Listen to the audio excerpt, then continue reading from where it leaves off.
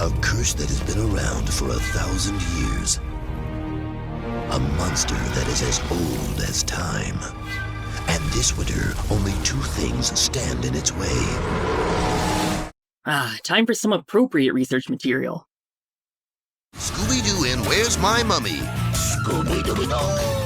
Hey, welcome to Scooby-topia. This time we're looking at another Scooby-Doo movie, one that just might have the biggest twist out of them all. The one where a member of the gang was the monster. And if that's not enough to sell you on a movie, the legendary Christine Baranski herself essentially plays the Scooby Universe equivalent of Lara Croft as she raids some tombs. If you love The Mummy, be it the 1932 Boris Karloff or 1999 Brendan Fraser films, this isn't a trip you want to miss. Oded Fehr from the 1999 version even stars in this as a near-identical character as well. We'll also take a look at the bonus features, some brief history of Mummy movies, and some of the other mummies Scooby-Doo has gone up against after we're done with the movie. So get in the mystery machine and let's make the long drive to Egypt.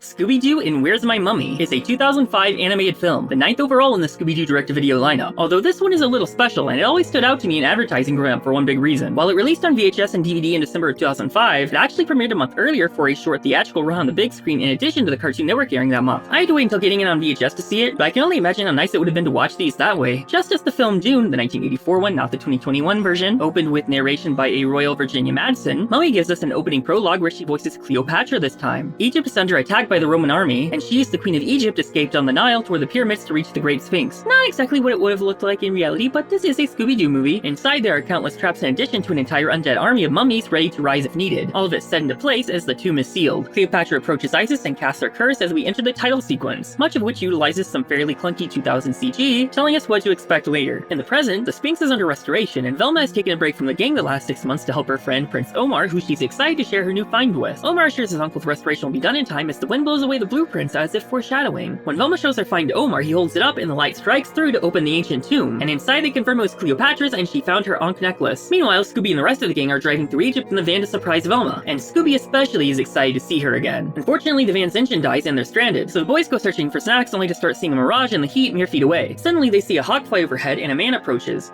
Ahlan was sahlan. In Egypt, that means hello. What up? That means hello in America. Thank you as always, Fred. Our bilingual icon returns. The man introduces himself as Amal Ali Akbar, voiced by Oded Fehr as previously stated. Shaggy makes the joke to call him Triple A, which of course in America is who to call for roadside assistance in this type of situation. Totally obvious now, but flew right over my head as a kid. He invites the gang to join himself and his hawk, Horus, to reach the Nile River and meet their destination, though the Nile seems to be dry. It must take a lot of sand to fill that kitty's litter box. Litter box. Unfortunately, the gang ran into Rock Rivers, host of the reality TV show Fear Facers, a parody of this kind of series extremely popular at the time. Fred explains he's a big fan of the show, where Rock goes looking for the supernatural every week. Daphne points out that she heard the show was cancelled, and he admits to faking footage for the ratings. He explains that he's here to investigate the curse we saw at the start that's being talked about all over the internet, which apparently has been unlocked due to the secret chamber being opened. Obviously, he's hoping to get real footage of the curse in action to get his show back. Suddenly, Scooby gets a whiff and excitedly runs off, causing chaos everywhere he goes until he finds and tackles Velma. Shaggy explains Scooby was missing her so much he wouldn't stop howling until they came, though she's not completely convinced he missed more than the Scooby snacks. Likewise for Shaggy. Daphne notices the Ankh, which she's keeping safe until it goes to a museum. I don't really think it goes with my outfit. Are you kidding? Everything goes with khaki.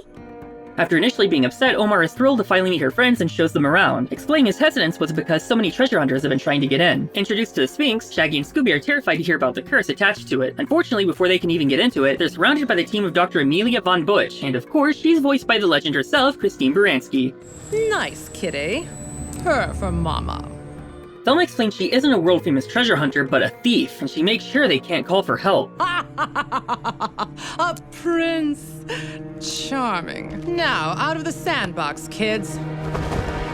Playtime is over. Despite Velma and Omar's protests, her team forced their way in, and she discreetly plants a bomb on the wall while Omar warns of the curse they found in the hieroglyphics. While Amelia laughs, Daphne recognizes the curse as the Nile will fall and desert will rise, which matches up with the dry river they saw, but leaves the desert will rise part a mystery. Shaggy and Scooby are more afraid of the army of the undead awakening part though. On the other end, Amelia's team isn't too worried about that, ready to detect them if they move and re-kill them. She detonates the bomb, destroying 2,000 years of history as Velma tries to say they'll stop her if the curse doesn't. Eerie screams come from inside as gusts of wind fly out and a sandstorm breaks out as the desert will rise part of the curse begins. Omar falls into the tomb as the others try to get inside as well, but as Shaggy and Scooby also fall and walk over to Omar, they find he's turned to stone, fulfilling the part of the curse saying all who enter will turn to stone, though Amelia's still not shaken despite Velma's continued warnings. What's it gonna take to stop you? Nothing short of an army. As they push on, we see the army has risen, and Daphne wonders why the curse would strike Omar when he was trying to protect the tomb. As Fred says they've got a mystery, Velma tells them they can't because it's too dangerous and she would never forgive herself if something happened. They insist, and Velma finds Omar's journal so they can at least have a guide. Fred insists no splitting up this time for safety, but a certain two of them get distracted while the others catch up to Amelia. Finding Isis, the protector of the tomb, Shaggy and Scooby run in terrified and push everyone to the center, triggering traps to activate if they move again. The floor below them crumbles and they make their way to the sides, separating Shaggy and Scooby from the others. Instead of King Tut, I found King Mutt.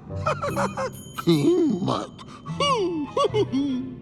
Velma tells them to stay put for safety while they follow Amelia without them, and the sensors begin to detect movement all around. While Shaggy digs through a sarcophagus, the undead find them and chase them out, and we see the others are surrounded as well. Amelia's team fight back but can't beat them, so they escape through other means while the trio are chased down the caverns, with Shaggy and Scooby doing the same. The two run and hide throughout, but the ancient warriors always seem to catch up, so they dress up as beautiful lady mummies to distract them enough to get away. Just as they think they're safe, the ground starts to sink as they realize they walked into quicksand, and Scooby's collar is torn off by a mummy as they try to swim through it to the other side, where they fall through the ground and start sliding. Meanwhile, as the trio run off, Velma trips and loses her glasses, feeling her way around until she's handed them by a mummy who curses her. Hearing her frightened scream, a terrified Fred and Daphne discover the statuified Velma, and though they're worried about who's next, Fred takes the Ankh and journal so they can solve the mystery and save everyone. Oh, Scooby-Doo, where are you?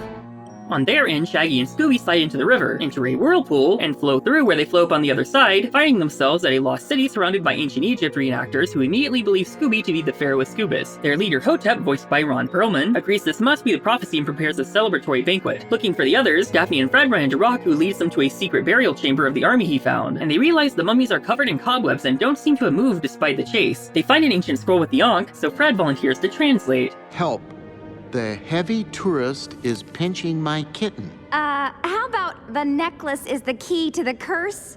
Ooh, even better. Truly bilingual as ever. Unfortunately, Amelia now knows the Ankh is the key to the curse, but before she can take it, they hear a voice and the ghost of Cleopatra herself appears. Do not arouse the wrath of the great and powerful Cleopatra. Bring it, sister. In retaliation, she summons a swarm of terrible-looking early 2000s CG locusts, which visually might be the scariest part of the movie. I'll let you decide. Regardless, this is definitely a classic mummy movie trope to pull. Fred and Daphne escape to find help, while Scooby and Shaggy are getting the royal treatment in the land of the Egyptian equivalent of the Amish. Unbeknownst to them, Hotep vanishes, keeping the rest of the prophecy ominously to himself. To try and figure out where they are, Fred tries to think like them. Like man, anywhere there's food. Now do Scooby. Where's the best place to grab a bite to eat? That way. Fred might be a little too into the puppy play. They make their way to a bazaar where Daphne picks up a new handbag to protect the Ankh. And yes, it goes with her shoes, but they can't find the others. The two unfortunately are then knocked out with some gas after an attack by Amelia's team, and she gets away with the bag. Amal wakes them up later that night safely atop a pyramid, and Horace returns with the lost collar, now able to lead them to the guys. Soon Cleopatra's golden crown will be mine.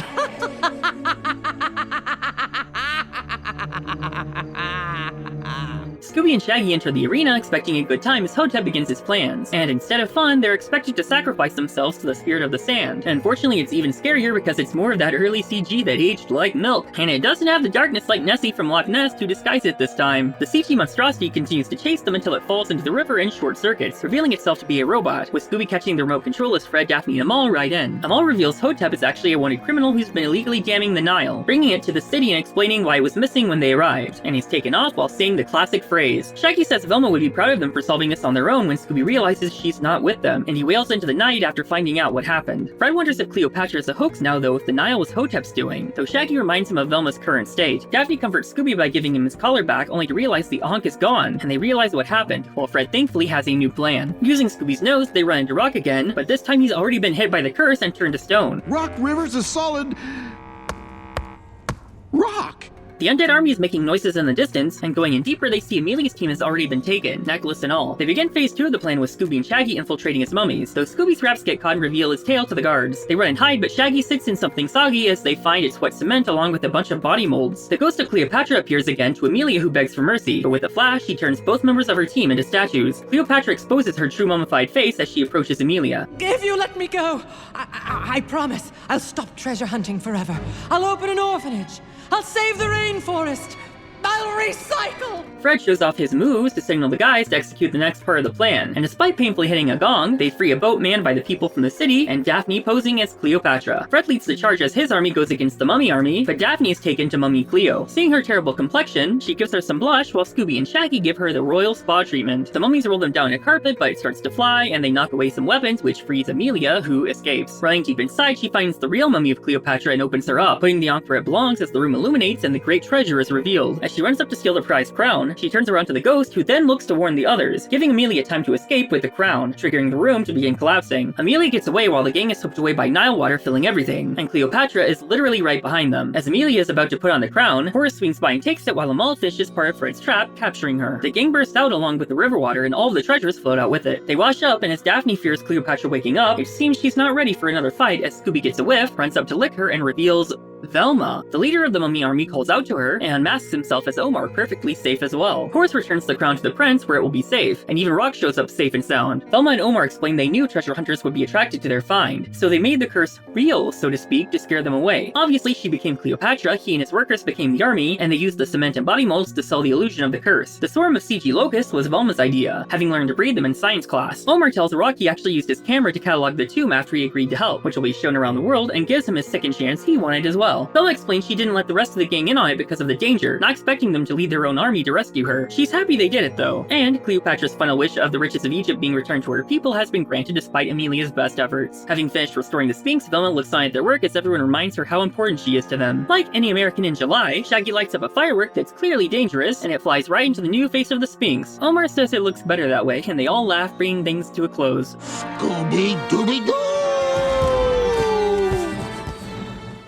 So how does this movie stack up compared to the rest of this era of Scooby movies? This one falls as the third in the What's New era of movies kicked off by Loch Ness, which I covered before, so go check that out if you haven't. And that one, I did say that's one of my favorites in general as far as all the movies go, but I don't feel that way about the whole era. I liked the Bermuda Triangle aspect of Pirates Ahoy as a kid, but Chill Out, Goblin King, and Samurai Sword really bored me back then, and I don't think the era as a whole is as strong as it could be. The direction and writing near the end, those final three especially, just wasn't up there with the best, especially with the tendency to drop the rest of the gang for a lot of the story in favor of Shaggy and Scooby's solo adventures. And it's not like that couldn't work. Boo Brothers, Ghoul School, and Reluctant Werewolf pulled it off and became classics just fine as solo adventures plus Scrappy, which is why the direction and script are where I would place most of the blame. I know this isn't a majority opinion, of course. Goblin King has plenty of fans for sure, but this batch isn't the easiest to throw a dart and land on a classic with, whereas My Mummy, however, probably ranks close to the top, even if it was the first to separate Shaggy and Scooby from the gang and make it an ongoing trend. As we'll see later, the gang had gone up against a mummy or two before, but they were definitely overdue for a good trip to Egypt in the style of the Mummy classics. As someone that was a little into mummies as a kid, I did love a good scary rotting body wrapped in cloth coming to life, and they had a certain legacy episode to already build off on in the Scooby universe already. The only true low point of the movie for me is when Scooby and Shaggy are in their solo story with Hotep and the Sand Spirit. We dropped the main plot, gang, and mummies for something unrelated except for the Nile connection, and it really feels like it's just a diversion to waste time. The ugly CG monster chase doesn't help make it any more interesting with how much of an eyesore it is now. I noticed a couple of small animation mistakes beyond that, but the movie visually is mostly solid beyond the CG. As an antagonist, Amelia makes for something very different since she's not a monster in disguise hiding her true intentions. Instead, she is fully open with who she is and what she's doing, fully confident in this mission since she's famous for doing this every day of her life. A character that's just inspired by Lara Croft and that's it can make for a boring villain, but having someone like Christine Baranski who never makes a character less than mesmerizing was a great choice to sell her confidence. But this is a movie with two opposing antagonists, so for Cleopatra, the royal-sounding Virginia Madsen does great to sell both the regal living queen at the start and the rotting corpse spirit at the end. Her design when she reveals her face to Amelia at the end is really great and creepy, and would have already stayed a memorable enough villain if that's all she was. But then we get to the unmasking and the monster was Velma? Velma getting attacked and being turned to stone is already a surprising twist for a first-time viewer. The grief of Scooby and the others after losing her is nice to see expressed, and the last person you would ever expect to be under the mask is one of the gang, especially Velma of all people. The movie isn't perfect. The Hotep sections could be better. Rock is kind of a pointless inclusion that doesn't go anywhere as a character, but a twist as memorable as Velma being the terrifying mummy ensures this one isn't one that's going to be so easily forgotten. Anyway, just like Loch Ness, this movie has a ton of good bonus features since they actually put effort into that during this era. As you can see on the back here, National Geographic had a bit of a hand in this one, and just like they did a kid-friendly Nessie documentary, we get another one by them about Egypt here. In it, through cheap flash animation, Shaggy and Scooby find themselves in Cairo waiting for a shawarma stand to open, hoping to learn about ancient Egyptian cuisine. Shaggy uses his special thingy, as he calls it, to contact Kid Y and get some special info like he did for Nessie. In their search for the Lost Banquet, he starts them at the Great Pyramid of Giza, giving a lot of interesting information about its history, though they don't find their goal. Next they explore areas like the Valley of the Queens and Valley of the Kings, showing us the mummy of Ramesses, and gives us a little info about what we know about the mummification process. Next on their search, they follow the footsteps of British archaeologist Howard Carter to the tomb of King Tut, where we look around at all the gold, but don't find any food. We do hear about the supposed curse Carter came upon, though Kid Y assures them it was just a bunch of coincidences. A little deeper and they finally find the banquet, though Kid Y warns them he wouldn't want his things touched, so they head back and Kid Y has to depart to clean his room for his mom. Unfortunately, their fear of the curse comes true as we see their heads swap and the feature ends. Next up, we get the special mummy rap, a very 2000s feature where the whole gang joins in to give us a fully animated music video. Like, listen up y'all, 1, 2, 1, 2. I'm DJ Shaggy here with Scooby-Doo. The pyramids were built by the pharaohs of old, a place that could be buried with their silver and gold. They pulled the massive blocks over rollers made of wood, out into the desert where the pyramids stood. Their body got a treatment so it wouldn't decompose, and they sometimes had their brains pulled out through their nose. Yuck. Many thousand years have passed since ancient Egypt's day, but we're still learning more in a very special way. There is a certain science known as Egyptology that's the study of the pyramids and archaeology. Next, a very rare treat, we actually get a deleted scene. As it starts, on their trip with Amal, Shaggy unfortunately experiences camel spit in person, and after Scooby mocks him, he receives the same. Later, traveling through a canyon, Daphne falls and lands right in front of a snake. Amal warns her to stay still as it's a king cobra, and charms it into letting them go. I promise never to buy snakeskin shoes again, unless they're on sale. Before they can relax, a storm of visually painful CG scorpions descend down, and they have to race out as fast as possible. I assume this scene was cut because it would have started around the 11-minute mark of the movie, which would have made almost 14 minutes before the gang even reached the Nile River, and almost 15 before they get to Velma. So with nothing of major value happening in this scene, it was removed to help speed up the pacing. In the final major feature, Mystery Voices, we hear from prolific voice director Colette Sunderman, as well as most of our celebrity voice cast about working on the movie. Is that line 44, take 116. When I'm casting for the characters, I definitely listen to the foundation quality of their voice. And once I hear that, I know that I'll be able to push them to what direction I want them to go. Voice acting is great because you don't have to shave. You don't even have to wear pants. And I like working that way. I just pictured her just as horrible as she could possibly be, and just, you know, with worms and things crawling, and she became very evil. I have to bounce up and down on the chair and run because you can actually hear your sound box jumping up and down. That's my best Scooby. Sadly, no Christine Baranski like I would have hoped. As far as influences go, this movie borrows a lot from the cinematic legacy of the Mummy films that came before it, and there were certainly a lot. Most obviously, the credit for truly defining the Mummy genre are the films of Universal Pictures. In 1932, they released the first of their series, The Mummy, starring Boris Karloff, and inspired by the real-life discovery of King Tutankhamun's tomb in 1922, a decade prior. In the film, the mummy of a high priest named Imhotep, played by Karloff, is removed from his tomb, accidentally woken up, and assimilates into society under the name Ardith Bey with the intent of reviving the love of his life. Death, eternal punishment for anyone who opens this casket.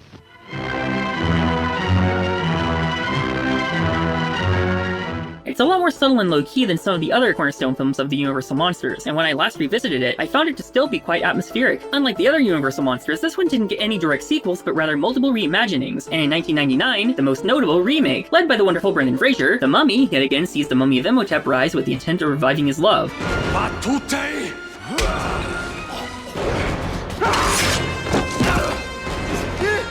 This is probably the biggest movie influence on Where's My Mummy, most obviously with the aforementioned casting of Oded Pharaohs Amal, as Oded played the character Ardith Bey in this film, and yes, that character is named after the false identity Imhotep takes in the 1932 film, connecting back to that. I watched this one when I was a kid, and probably way too young. It high-key traumatized me for sure, and I revisited it last year, finding it to still probably be one of my favorite films. The hunt for the treasure inside, the curse with features like a sandstorm or flying insects everywhere, it hits all the classic mummy movie tropes like Scooby's turn. If you've seen Where's My Mummy and liked it, but haven't seen those two, you should really check them out, and if you have seen them, you already know where Scooby got all his ideas. Well, that is except for one particular idea. One key factor of Where's My Mummy actually borrows influence directly from classic Scooby, instead of exclusively from ancient curses of Egypt or mummy movies. In the original 1969 Where Are You Season 1 episode, Scooby-Doo and a Mummy 2, the 12th overall, the gang visits the Department of Archaeology where they're introduced to the mummy of Enka, once the most feared ruler of Egypt according to the professor. They're assured he's nothing to worry about being over 3,000 years old, though Dr. Najib points out that his curse warned if he were removed from his tomb, he would come back and turn everyone into stone. Sound familiar yet? Later that night, a shadow passes the professor's door, and a crash leads them to broken glass and a missing mummy. The gang go out to eat and Shaggy almost pays with an ancient Egyptian coin by mistake, and after getting back, they walk into the office and find the professor's been turned to stone by the mummy. Get it now? The Curse of Inca in this classic episode is basically the same thing used by Cleopatra in the movie, and if we assume the original series and the movies are all the same continuity, Velma might have even borrowed the idea from this experience. She's astute enough to notice the broken glasses coming in, not out, so they begin searching for clues. Shaggy and Scooby run to the mummy in the closet, so they take Velma and hide, posing as oddly pale ancient Egyptians. But hopefully it's too dark and he's too bandaged. The mummy plays whack-a-mole with Scooby until breaking him out, and Velma's sneeze exposes them, so they run off again to a dead end. Shoo! Go away!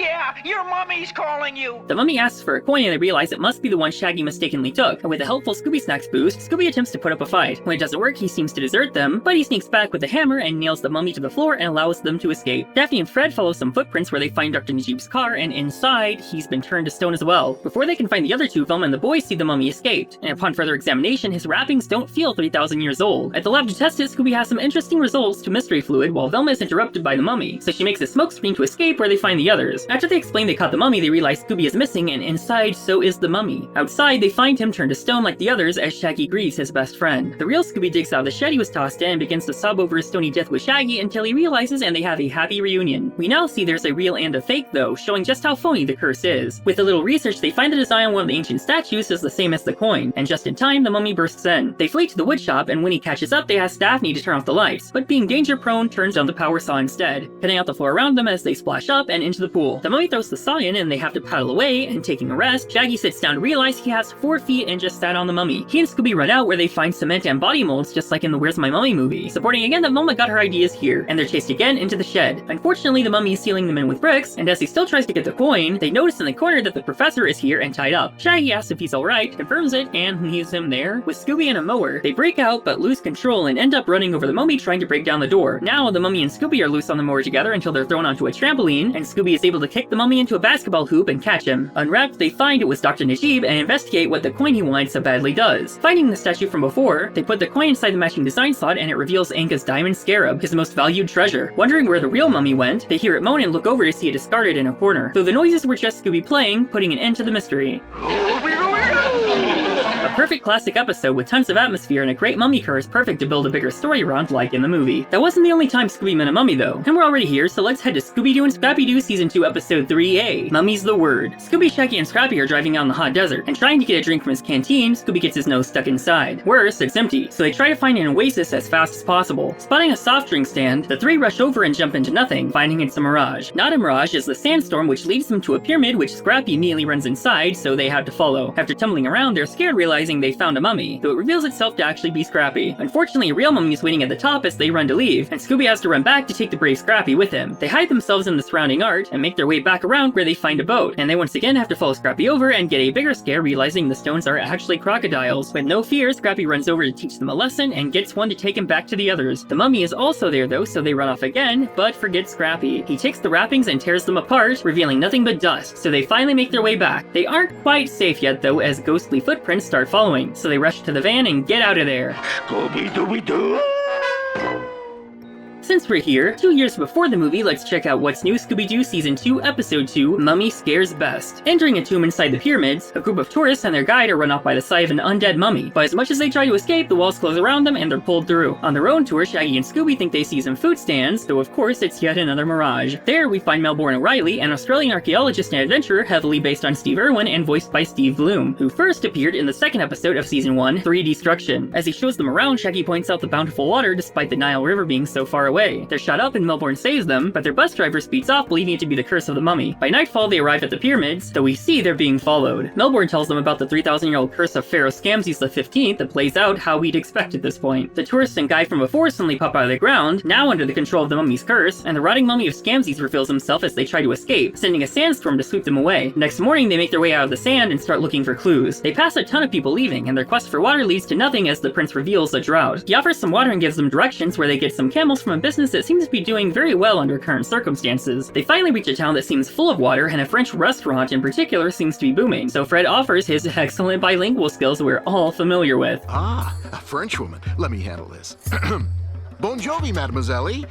We've been out in the desert, and we thought we'd pause de deux inside for some of your soup du jour of the day. Unfortunately, the line is long, but when they see the zombies inside, they realize they need to investigate, so Thelma and Daphne go undercover as belly dancers as a distraction. A sudden light show turns the tourists back into zombies, and the girls trade out for Scooby. But despite being hit with the crowd, the three of them are cornered, so Melbourne distracts them away with an impromptu boomerang while the gang find pipes full of water. They follow the pipes to a pyramid and get inside thanks to Daphne's crafty thinking, where Scooby and Shaggy volunteer to take the scariest way before they end up there anyway. They reach the sarcophagus only to find it empty when suddenly lights flash and temporarily hypnotize Shaggy before he recovers just in time for the mummy to appear and chase them. They're relieved to find the others until they see they become zombies and are backed into the mummy again. After a chase, the two find a pipe system, pick the lock after Daphne's influence, and find another contraption triggering a long line of traps. As they're about to be dissolved through the walls and Scooby screams for help, the others wake up, save them, and get out. Unfortunately, the mummy is waiting for them and grabs Scooby, but Scooby's cries for help again seem to affect him as he falls. They unmask it to reveal Melbourne, to Fred's huge disappointment, though he's as confused as they are. They see a shadow trying to escape, so Melbourne uses his wraps as a lasso to catch him and reveal the prince. Realizing that the hieroglyphs have a symbol pronounced for help that broke the trance, and that the prince is a hypnotist, they find out what they missed from Shaggy and Scooby. The pipeline obviously is causing the drought in one town and abundance and success in the other. The woman who runs the restaurant is the prince's wife, helping him, so they used hypnotism to ensure nobody would ruin their plans, including using Melbourne as the mummy without his knowledge. Everything is set back to how it belongs, and the adventure is over. Scooby-Dooby-Doo!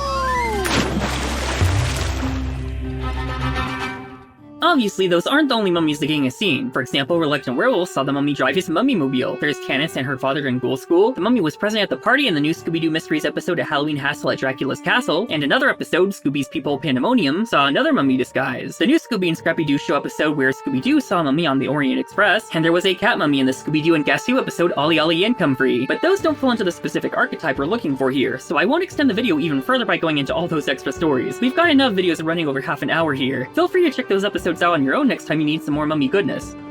So the boys go searching for snacks only to start seeing a migraine. No, oh, her team forced their way in. Shit. And she discreetly plants a bomb on the wall while Ulmore, as she runs up to steal the prized clown. It's supposed to be crown. With that, we've traveled and seen enough for today, so it's time to end the vacation and head back. Where's My Mummy might not be the best of the best, but if you love a good plot twist, or love mummies and mummy movies like I do, there's still plenty to uncover on this particular adventure to make it worthwhile, and there's still 3 more similar episodes if you don't get your fill. What do you think of this particular movie? And what's your favorite encounter Scooby has had with a mummy? Be it this movie, one of the episodes we looked at, or any of the others we didn't cover. Let's hear some love for a Scoobus in the comments. Check out the Loch Ness and Monster of Mexico videos if you haven't for more talk about some of the direct-to-video movies. Like this video so I know you liked it. Subscribe so you don't miss the next one. Follow me on social media like Twitter, Tumblr, and TikTok linked in my descriptions. That's the end of the video. Bye!